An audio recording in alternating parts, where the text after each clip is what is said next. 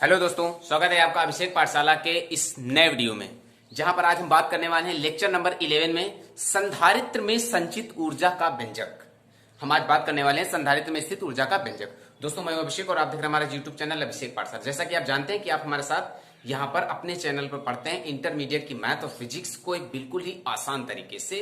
तो दोस्तों चलिए, आज हम पढ़ते हैं एक ऐसा इंपॉर्टेंट टॉपिक जिसके एग्जाम में आने के चांस ज्यादा होते हैं।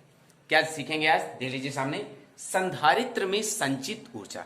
इससे पहले वीडियो में हमने पाया है कि संधारित्र क्या होता है, समांतर प्लेट संधारित्र क्या होता है, हमने आपको बताया है। तो आज हम जानने वाले हैं बिल्कुल ही नए तरीके से संधारित्र में संचित ऊर्जा।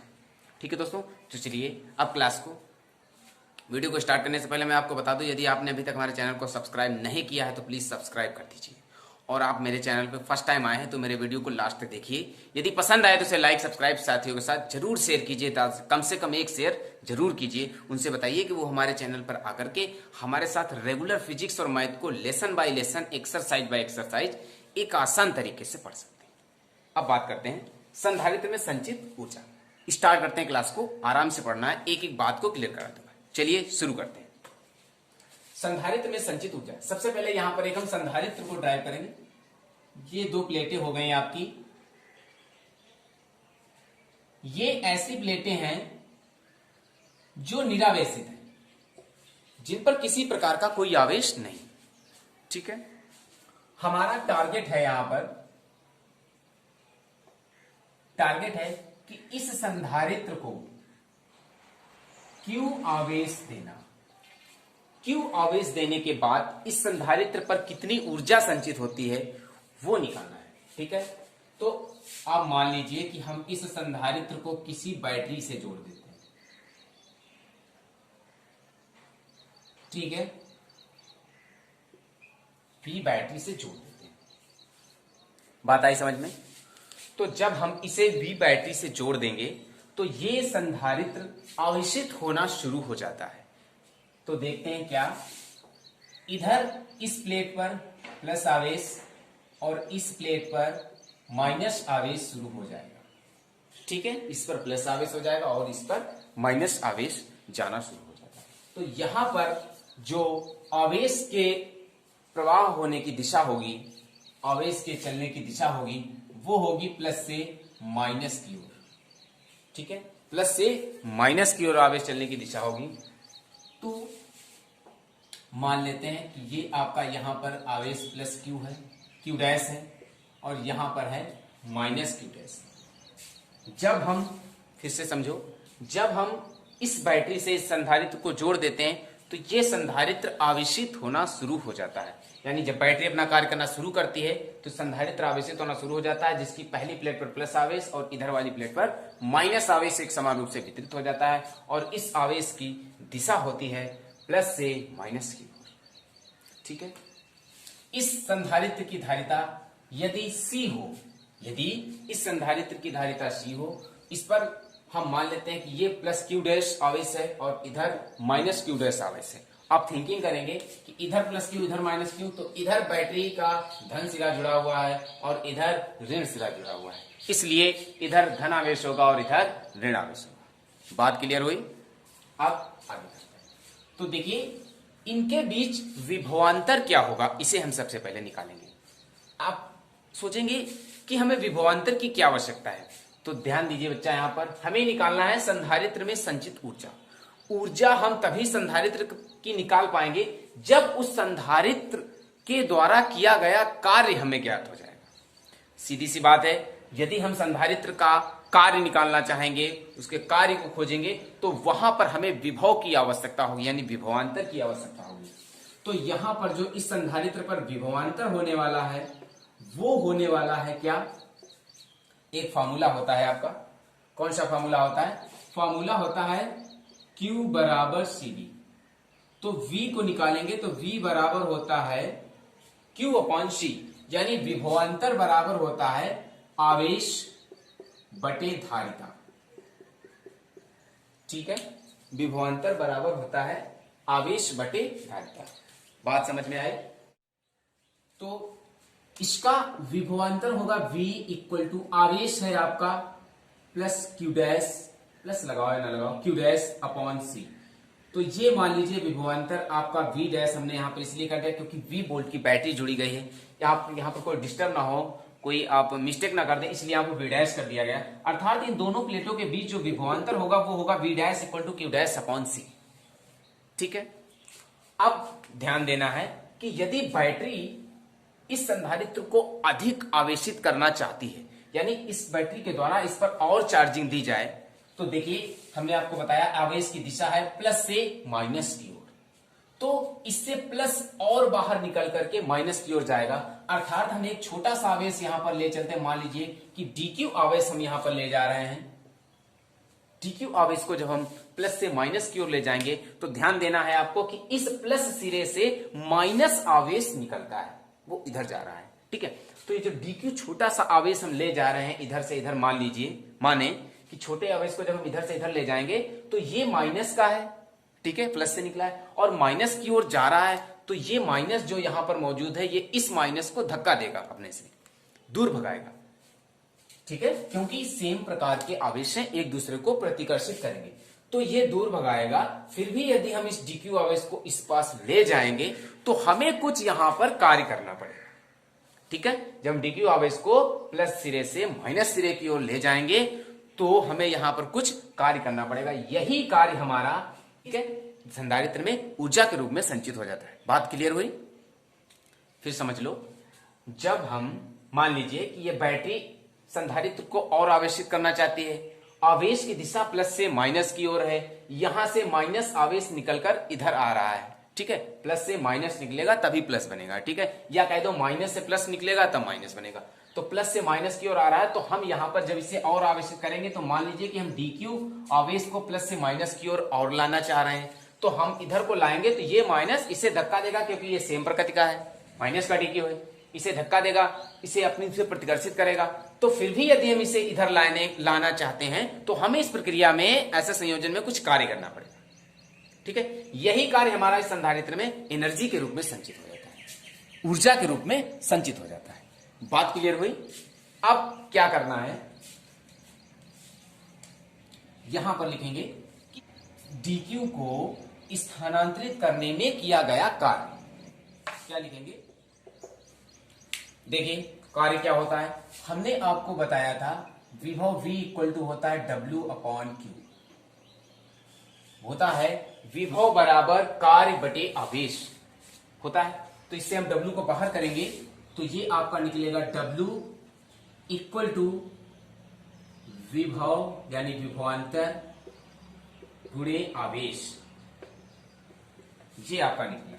चूंकि यहां पर dq को ले जा रहे हैं तो इसलिए हमें यहां पर छोटा कार्य करना पड़ेगा, अर्थात dw कार्य करना पड़ेगा। ठीक है, तो ये बनेगा dw इक्वल टू, देखिए अब इन दोनों प्लेटों के बीच विभवांतर कितना निकला है, वो निकला है q डैश अपॉन c। ठीक है, इंटू आवेश, आवेश कितना जा रहा है dq। ठीक है, तो ये हमारा निकला, क्या निकला कि जब dq को एक प्लेट से दूसरी प्लेट की ओर ले जाएंगे तो वहां पर जो हमें कार्य करना पड़ेगा इस विभवांतर के खिलाफ जो कार्य करना पड़ेगा वो कितना होगा, वो होगा इतना। हमें कार्य किसके लिए करना पड़ेगा, यहां पर ध्यान देना, इस विभवांतर के खिलाफ, क्योंकि बच्चा इन दोनों प्लेटों के बीच विभवांतर मौजूद है, इसके खिलाफ हमें वर्क करना पड़ेगा। यहां पर जब हम इसे यहां से लाएंगे तो हमें वर्क करना पड़ेगा इस विभवांतर के खिलाफ। जब हम ये प्लस आवेश इससे माइनस निकल के इस प्लेट पर आया था तब ये प्लेट निरावेशित थी, इस पर कोई आवेश नहीं था, इसलिए यहां पर विभव नहीं था। अब जब इन दोनों प्लेटों पर आवेश आया, इसकी धारिता हुई, तब इसमें एक विभवांतर उत्पन्न हो गया। तो अब यदि ये बैटरी और आवेशित करना चाहती है इस संधारित्र को तो इसे और कार्य करना पड़ेगा। तो यदि हम एक छोटा सा dq ले जाएंगे प्लस q से माइनस की ओर, तो ये माइनस का होगा, क्योंकि प्लस से माइनस बाहर निकलता है, तो ये इसे प्रतिकर्षित करेगा, अपने से धक्का देगा। धक्का देने के बाद भी यदि ये dq इधर जाएगा इस सिरे की ओर तो इसे कुछ वर्क करना पड़ेगा। तो ये वर्क क्या करना पड़ेगा, ये वर्क आपका सामने आ चुका है, dw equal to q dash upon c into dq। तो ये हुआ आपका जब हम छोटे से dq को प्लस से माइनस की ओर ले जाएंगे।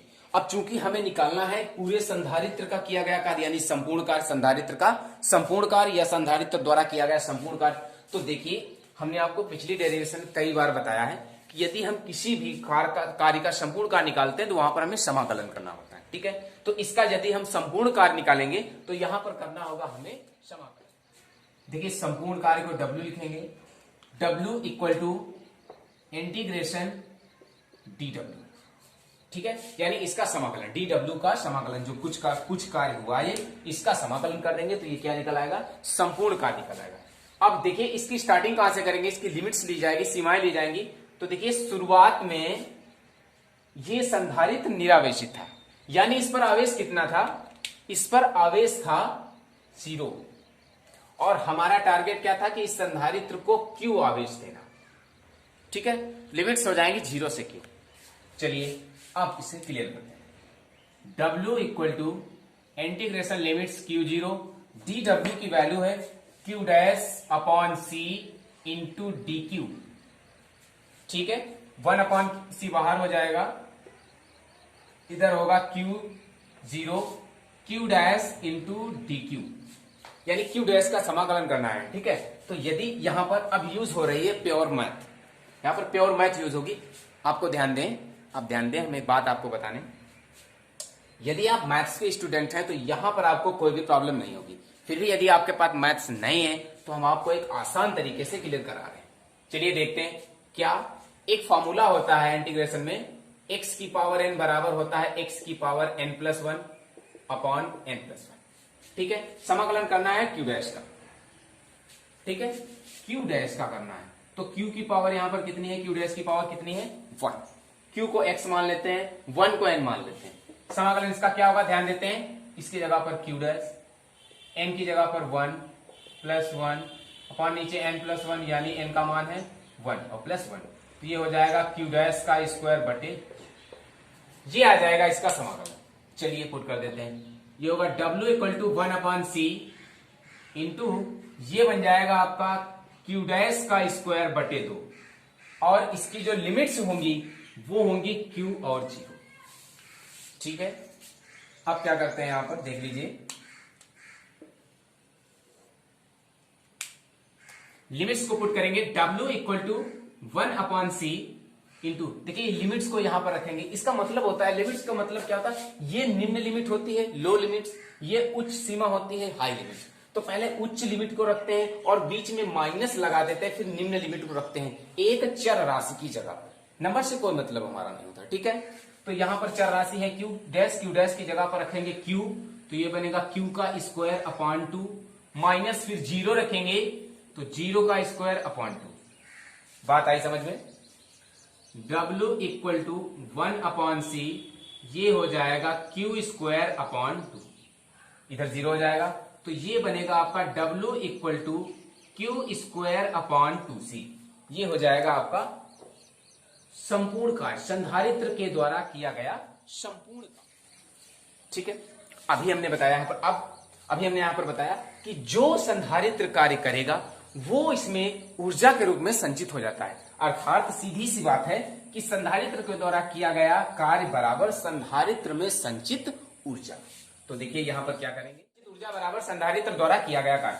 देखिए ऊर्जा को लिखते हैं U से, कार्य है आपका यहां पर W, ओके। W की वैल्यू क्या आई है, U इक्वल टू W की वैल्यू है Q स्क्वायर अपॉन 2C, ठीक है। बात आई समझ में। तो ये होगा आपका संधारित्र में संचित ऊर्जा का व्यंजक U equal to Q square upon 2C। बात आई समझ में। यदि दोस्तों नहीं समझ में आई तो चलिए एक बार फिर से हाईलाइट करा देते हैं, ध्यान देते हैं।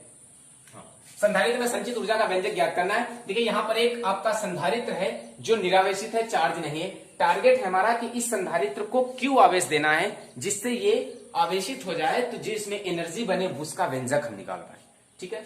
हमने इसको एक बैटरी से जोड़ा और बैटरी ने जब संधारित्र को विभव देना स्टार्ट किया, ठीक है, तो इसके एक सिरे पर प्लस आवेश, दूसरे सिरे पर माइनस आवेश, जिसे हमने प्लस Q डैश और माइनस Q डैश के रूप में मान लिया। आवेश की दिशा होगी जाने की प्लस से माइनस की, अर्थात इससे माइनस निकल के इधर आ रहा है। बात समझ में आई, ठीक है। अब हम यहां पर जानना चाहेंगे कि इन दोनों प्लेटों के बीच विभवांतर कितना है। तो विभवांतर का फॉर्मूला होता है आवेश बटे धारिता। विभवांतर को V डैश कर लिया यहां पर इसलिए क्योंकि V बैटरी ऑलरेडी जुड़ी हुई है, इसलिए इसको V डैश कर लिया। आप चाहें तो V1 कर सकते हैं, कुछ भी कर सकते हैं। आवेश है इसका Q डैश अपॉन धारिता हमने मान ली C, तो ये विभवांतर निकल आया है जो दोनों प्लेटों के बीच है, बात क्लियर हुई। अब हम चाहते हैं कि बैटरी यदि इस संधारित्र को और आवेशित करना चाहती है, ठीक है, तो इसके द्वारा इधर से माइनस आवेश इस माइनस आवेश की ओर और भेजना पड़ेगा। चूंकि ये माइनस पहले से है, इसलिए जो इधर से आवेश आएगा उसे धक्का देगा। तो इसलिए हम यहां पर छोटा आवेश भेज रहे हैं डी क्यू। क्या भेज रहे हैं? इस डी क्यू आवेश को हम यहां पर भेज रहे हैं, ठीक है, ताकि कि इस आवेश को भेजने में हमें डी क्यू आवेश को भेज रहे हैं। क्यों भेज रहे हैं?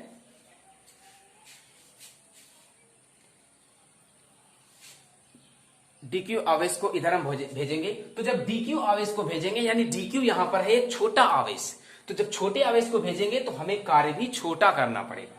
कार्य क्यों करना पड़ेगा? क्योंकि इधर माइनस आवेश है, उधर से जो डीक्यू आवेश आ रहा है प्लस से निकल के वो भी माइनस है, इसलिए इसको प्रतिकर्षित करेगा। तो प्रतिकर्षित करने के बावजूद यदि हम इसको डीक्यू आवेश को इधर जरूर लाएंगे तो हमें कुछ कार्य करना पड़ेगा। वो कार्य क्या होगा यहां पर, वो ये बताया गया है कि डीक्यू को स्थानांतरित करने में किया गया कार्य, एक स्थान से दूसरे स्थान तक लाने में किया गया कार्य W बराबर विभवांतर गुणे आवेश। तो विभवांतर कितना निकला है? ये कार्य हमें क्यों करना पड़ रहा है? इस विभवांतर के लिए करना पड़ रहा है हमें कार्य, क्योंकि इन दोनों प्लेटों के बीच में ये विभवांतर मौजूद है, इसलिए हमें कार्य करना पड़ रहा है।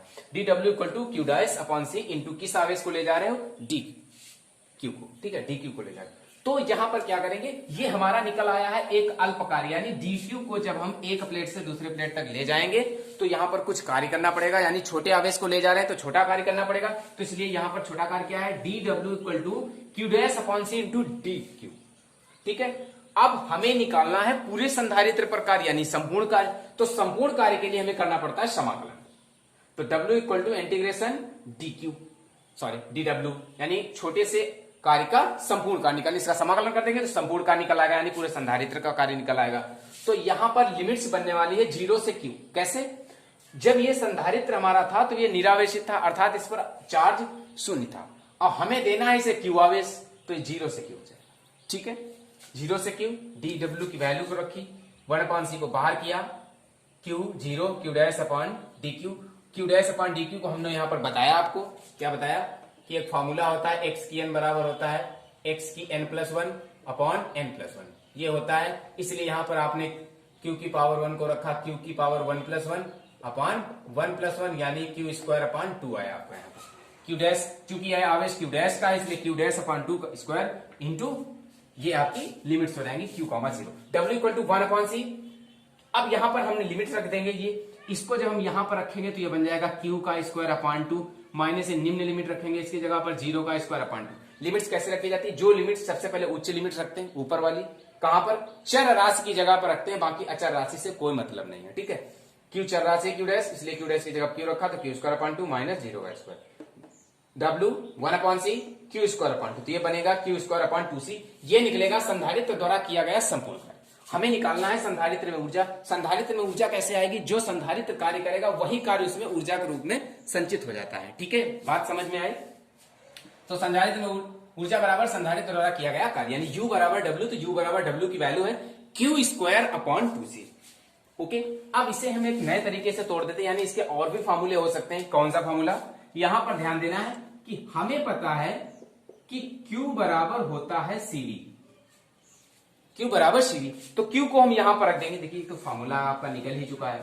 Q को यहां पर रख देंगे तो ये आपका बन जाएगा U इक्वल टू Q की वैल्यू है CV का स्क्वायर अपॉन 2c, तो ये बन जाएगा C square V square upon 2c। एक बार C कैंसिल हो जाएगा तो ये आपका बचेगा CV स्क्वायर अपॉन 2, तो ये आपका बनेगा U इक्वल टू, इसे लिखेंगे 1/2 CV स्क्वायर, ठीक है। ये ड्राइव हो गया आपका एक दूसरा डेरिवेशन, यानी संधारित्र में संचित ऊर्जा ऐसे भी निकल सकती है, जिस पर हम सवाल को यानी न्यूमेरिकल को क्लियर करेंगे, ठीक है। एक तीसरा क्या होता है? तीसरा यह होता है कि Q बराबर CV दिया गया है। हम जानते हैं, क्या जानते हैं कि Q बराबर होता है CV। तो यदि हम C को बाहर करें तो C बराबर होगा Q अपॉन। तो अब इस C की वैल्यू को हम यहां पर उठाकर रख देंगे, तो ये क्या बनेगा? U equal to Q square upon 2c। तो U equal to Q square upon 2c की वैल्यू है Q अपॉन V, तो देखिए v को ऊपर ले जाएंगे तो ये बनेगा Q square into V upon 2q। q से q कैंसिल हो जाएगा एक बार, तो ये बचेगा qv अपॉन 2। u बराबर qv अपॉन 2, ये होगा आपका तीसरा क्लियर व्यंजक। ठीक है, तो ये रहा संधारित्रों में संचित ऊर्जा का व्यंजक, पहला ये, दूसरा ये, तीसरा। देखिए इंपॉर्टेंट यही है आपका, ये दोनों इससे निकले हुए। ठीक है, डेरिवेशन जब हम न्यूमेरिकल को क्लियर करेंगे तो यहां पर इन डेरिवेशनों की आवश्यकता पड़ सकती है, इसलिए हमने आपको बता दिया। ठीक है दोस्तों, ये रही आज की क्लास। कैसा लगा आज का हमारा लेक्चर नंबर 11, हमें कमेंट करके जरूर बताइएगा। यदि मेरा लेक्चर आपको पसंद आया है तो प्लीज मेरे वीडियो को लाइक, सब्सक्राइब और कम से कम एक लाइक, एक शेयर जरूर कीजिए। अपने दोस्तों से बताइए कि वो हमारे चैनल पर विजिट करके पा सकते हैं फिजिक्स और मैथ को आसान तरीके से पढ़ें। ठीक है, तब तक के लिए थैंक यू, बाय बाय।